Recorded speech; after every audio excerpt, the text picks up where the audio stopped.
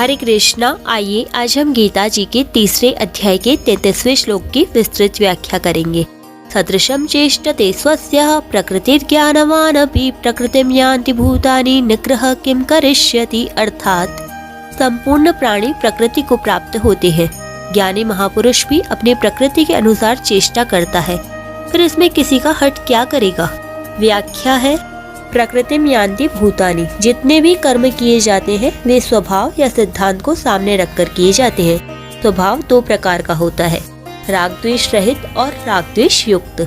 जैसे रास्ते में चलते हुए कोई बोर्ड दिखाई दिया और उस पर लिखा हुआ पढ़ लिया, तो यह पढ़ना न तो राग द्वेष से हुआ और न किसी सिद्धांत से, अपितु राग द्वेष रहित स्वभाव से स्वतः हुआ। किसी मित्र का पत्र आने पर उसे राग पूर्वक पढ़ते हैं और शत्रु का पत्र आने पर उसे द्वेष पूर्वक पढ़ते हैं, तो यह पढ़ना राग द्वेष युक्त स्वभाव से हुआ। गीता, रामायण आदि सत्शास्त्रों को पढ़ना सिद्धांत से पढ़ना हुआ। मनुष्य जन्म परमात्मा प्राप्ति के लिए ही है, अतः परमात्मा प्राप्ति के उद्देश्य से कर्म करना भी सिद्धांत के अनुसार कर्म करना है। इस प्रकार देखना, सुनना, सूंघना, स्पर्श करना आदि मात्र क्रियाएं स्वभाव और सिद्धांत दोनों से होती है। राग द्वेष रहित स्वभाव दोषी नहीं होता, प्रत्युत राग द्वेष युक्त स्वभाव दोषी होता है। राग द्वेष पूर्वक होने वाली क्रिया मनुष्य को बांधती है, क्योंकि इनसे स्वभाव अशुद्ध होता है, और सिद्धांत से होने वाली क्रिया उद्धार करने वाली होती है, क्योंकि इनसे स्वभाव शुद्ध होता है। स्वभाव अशुद्ध होने के कारण ही संसार से माने हुए संबंध का विच्छेद नहीं होता। स्वभाव शुद्ध होने से संसार से माने हुए संबंध का सुगमता पूर्वक विच्छेद हो जाता है। ज्ञानी महापुरुष के अपने कहलाने वाले शरीर द्वारा स्वतः क्रियाएं हुआ करती है, क्योंकि उसमें कर्तृत्वाभिमान नहीं होता। परमात्मा प्राप्ति चाहने वाले साधक की क्रियाएं सिद्धांत के अनुसार होती है। जैसे लोभी पुरुष सदा सावधान रहता है कि कहीं कोई घाटा न लग जाए, ऐसे ही साधक निरंतर सावधान रहता है कि कहीं कोई क्रिया राग द्वेष पूर्वक न हो जाए। ऐसी सावधानी होने पर साधक का स्वभाव शीघ्र शुद्ध हो जाता है और परिणाम स्वरूप वह कर्म बंधन से मुक्त हो जाता है। यद्यपि क्रिया मात्र स्वाभाविक ही प्रकृति के द्वारा होती है, तथापि अज्ञानी पुरुष क्रियाओं के साथ अपना संबंध मानकर अपने को उन क्रियाओं का कर्ता मान लेता है। पदार्थों और क्रियाओं से अपना संबंध मानने के कारण ही राग द्वेष उत्पन्न होते हैं, जिनसे जन्म मरण रूप बंधन होता है। परंतु प्रकृति से संबंध न मानने वाला साधक अपने को सदा अकर्ता ही देखता है। स्वभाव में मुख्य दोष प्राकृत पदार्थों का राग ही है। जब तक स्वभाव में राग रहता है तभी तक अशुद्ध कर्म होते हैं, अतः साधक के लिए राग ही बंधन का मुख्य कारण है। राग माने हुए अहम में रहता है और मन, बुद्धि, इंद्रियों एवं इंद्रियों के विषयों में दिखाई देता है। अहम दो प्रकार का है, एक चेतन द्वारा जड़ के साथ माने हुए संबंध से होने वाला तादात्म्य रूप अहम, दूसरा जड़ प्रकृति का धातु रूप अहम, महाभूता निहंकार है। जड़ प्रकृति के धातु रूप अहम में कोई दोष नहीं है, क्योंकि यह अहम मन, बुद्धि, इंद्रियों आदि की तरह एक करण ही है, इसलिए संपूर्ण दोष माने हुए अहम में ही है। ज्ञानी महापुरुष में तादात्म्य रूप अहम का सर्वथा अभाव होता है, अतः उसके कहलाने वाले शरीर के द्वारा होने वाली समस्त क्रियाएं प्रकृति के धातु रूप अहम से ही होती है। वास्तव में समस्त प्राणियों की सब क्रियाएं इस धातु रूप अहम से ही होती है, परंतु जड़ शरीर को मैं और मेरा मानने वाला अज्ञानी पुरुष उन क्रियाओं को अपनी तथा अपने लिए मान लेता है और बंध जाता है। कारण कि क्रियाओं को अपनी और अपने लिए मानने से ही राग उत्पन्न होता है। सदृशम चेष्टते स्वस्यः प्रकृतिर्ज्ञानवानपि। यद्यपि अंतःकरण में राग द्वेष न रहने से ज्ञानी महापुरुष की प्रकृति निर्दोष होती है और वह प्रकृति के वशीभूत नहीं होता, तथापि वह चेष्टा तो अपनी प्रकृति स्वभाव के अनुसार ही करता है। जैसे कोई ज्ञानी महापुरुष अंग्रेजी भाषा नहीं जानता और उससे अंग्रेजी बोलने के लिए कहा जाए तो वह बोल नहीं सकेगा, वह जिस भाषा को जानता है उसी भाषा में बोलेगा। भगवान भी अपनी प्रकृति स्वभाव को वश में करके जिस योनि में अवतार लेते हैं उसी योनि के स्वभाव के अनुसार चेष्टा करते हैं। जैसे भगवान राम या कृष्ण रूप से मनुष्य योनि में अवतार लेते हैं तथा मत्स्य, कच्छप, वाराह आदि योनियों में अवतार लेते हैं, तो वहाँ उस योनि के अनुसार ही चेष्टा करते हैं। तात्पर्य है कि भगवान के अवतारी शरीरों में भी वर्ण योनि के अनुसार स्वभाव की भिन्नता रहती है, पर परवशता नहीं रहती।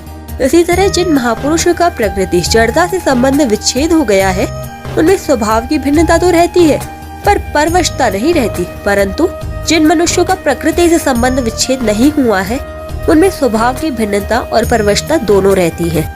यहाँ स्वस्यः पद का तात्पर्य यह है कि ज्ञानी महापुरुष की प्रकृति निर्दोष होती है, वह प्रकृति के वश में नहीं होता। प्रत्युत प्रकृति उसके वश में होती है। कर्मों की फल जनकता का मूल बीज कर्तृत्वाभिमान और स्वार्थ बुद्धि है। ज्ञानी महापुरुष में कर्तृत्वाभिमान और स्वार्थ बुद्धि नहीं होती, उसके द्वारा चेष्टा मात्र होती है। बंधन कारक कर्म होता है, चेष्टा या क्रिया नहीं।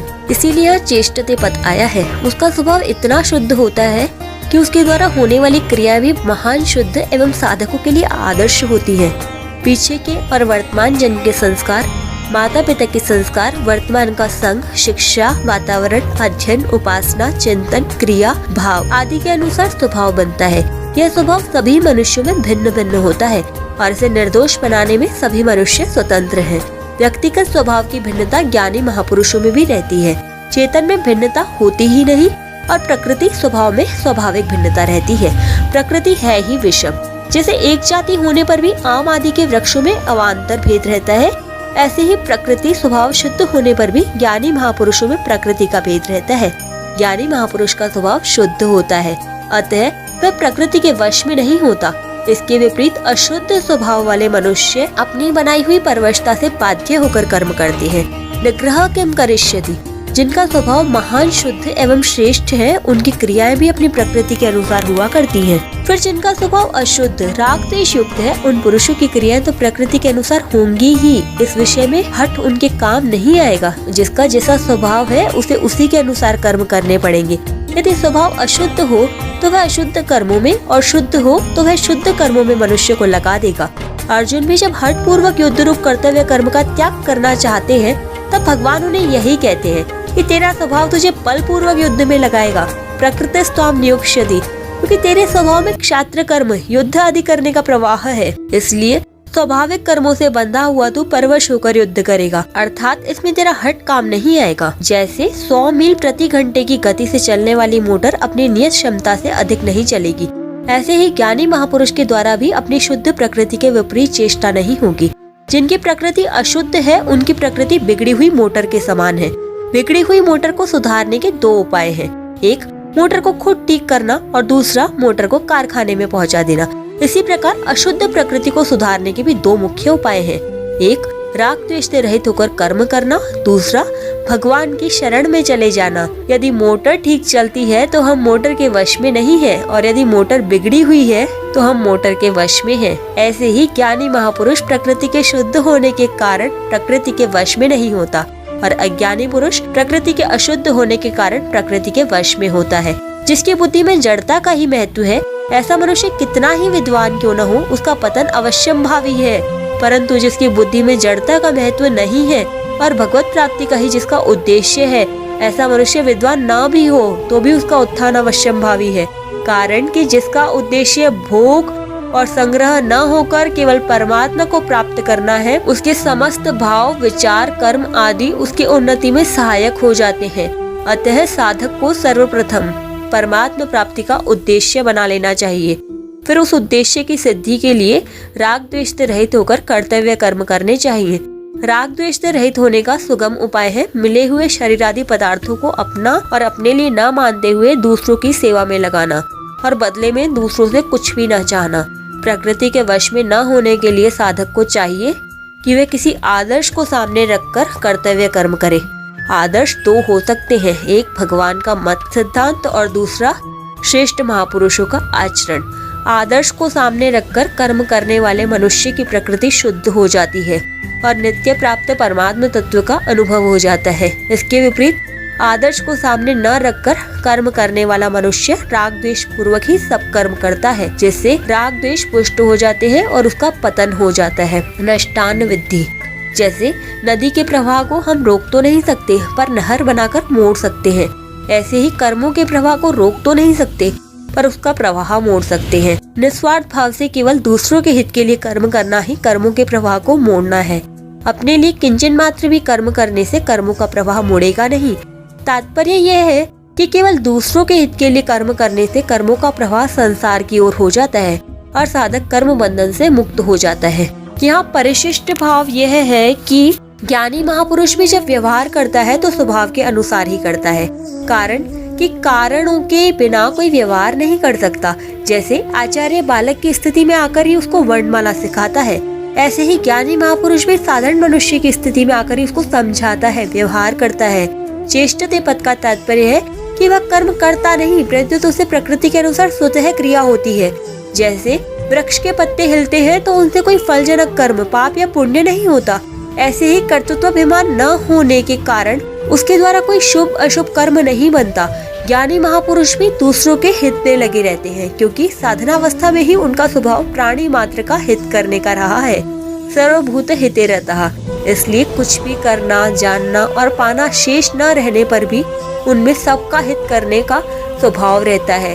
तात्पर्य है कि दूसरों का हित करते करते जब उनका संसार से सर्वथा संबंध विच्छेद हो जाता है तब उनको हित करना नहीं पड़ता, प्रत्युत पहले के प्रवाह के कारण उनके द्वारा स्वतः दूसरों का हित होता है।